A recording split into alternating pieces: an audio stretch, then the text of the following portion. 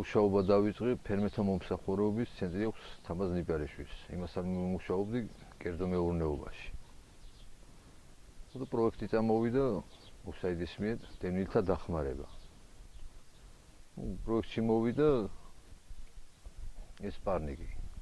მომიტანეს ძალიან კონსტრუქცია.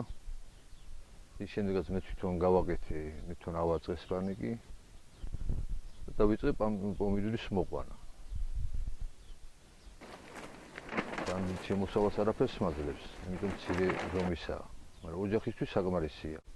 ამ პარნიკს ვადა ეწურება 5 წლის გარანტია აქვს ამ ცელოფანს და თქვენ თვითონაც ხედავთ, რომ დაზიანებულია. ესაჭიროება გაფართოება. ამ პარნიკში მინდა რომ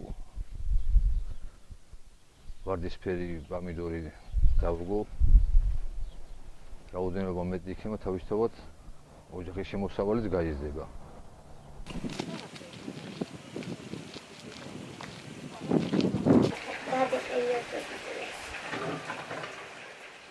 ოჯახი დიდი გვაქვს, მრავალშვილიანი ოჯახი გვაქვს, 5 შვილი ყავს ჩემს შვილსა და არ აქვს საშუალება.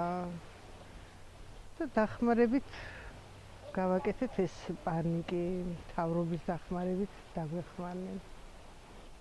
და ცოტა შეღავათები გვაქვს ამ პარნიკის მეშვეობით, ზამთარში მწვანილი გვაქვს, არავყიდულობთ, ცოტა გასაყიდიცა გვაქვს. ოჯახს ვინახავთ, ნაადრევად ჩითირი გამოყვავს ოჯახისთვის. ეხლა ცოტა რო ეს დევნილობას ვიღებთ.